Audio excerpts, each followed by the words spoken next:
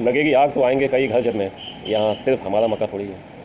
यानी कि जब आग लगेगी तो किसी भी एरिया में जब आग लगती है तो उसकी जद में जितने घर आते हैं सभी में आग लगती है।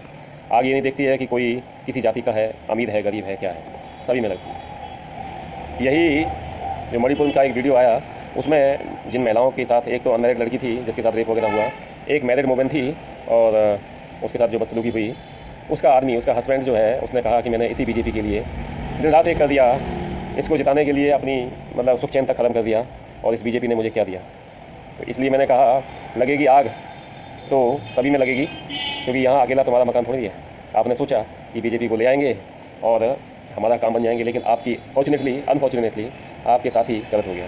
तो दोस्तों, ये जो पार्टी है और इसकी जो मदर शाखा है जो RSS है, इनके लिए किसी की कोई वैल्यू नहीं है। आपका केवल जो है, आपका रोल केवल इतना है कि आप हिंदू मुस्लिम झगड़े में इनके साथ रहो, जैसा ये कहते थे वैसे करो, आपस में लड़ाते रहेंगे, हिंदू मुस्लिम में लड़ाते रहेंगे और चीज़ों में लड़ाते रहेंगे, अपने काम निकालते रहेंगे।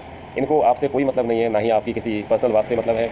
ये जब इनका मन भर जाएगा तब आपको कभी भी ख़त्म कर सकते हैं, ये आपका कुछ भी कर सकते हैं। इसलिए मैंने पहले कहा है और कहता आया हूँ कि आप लोगों के अंदर परिवर्तन आना चाहिए।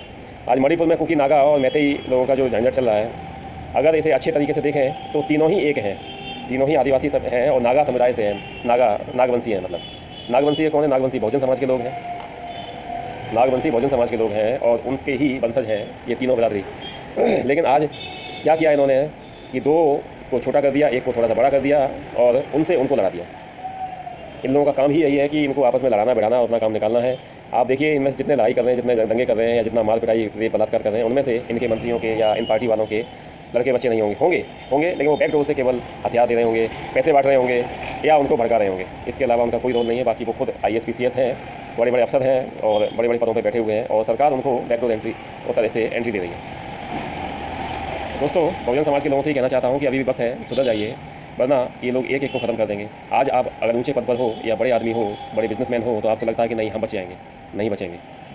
आपकी स्थिति कसाई के जो सेंटर होता है मुर्गे काटने वाला, उसमें रखे हुए मुर्गे के दड़बे में जो मुर्गे बंधे पड़े होते हैं उन जैसी है।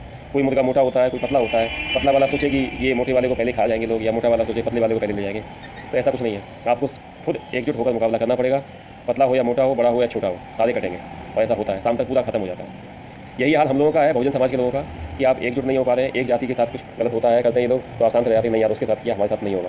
जब आपके साथ करते हैं तो वो लोग चुप हो जाते हैं कि नहीं यार उसके साथ किया, हमारे पे नहीं बोला था, हम क्यों बोले। धीरे धीरे आज यही स्थिति है।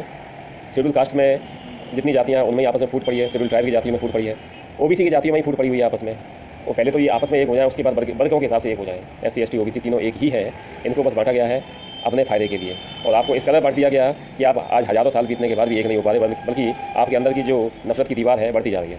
और आग में घी डालने का काम ये लोग करते रहते हैं, समय समय पर इसकी बांधगी देखने को मिलती है। आपस में ही मर रहे हैं, आपस में ही कट रहे हैं, आपस में ही लड़ रहे हैं, सब कुछ आपस में कर रहे हैं। मज़ा कौन ले रहा है? मज़ा वो ले रहा है। सत्ता किसके पास है? सत्ता उनके पास है। फ़ायदा कौन ले रहा है? फ़ायदा वो ले रहे हैं। रुपया पैसा कौन कमा रहा है? वो कमा रहे हैं। आप क्या कर रहे हो? आप उनके लिए एसेट्स हो, केवल एसेट्स किसके? कौन सी चीज़ के?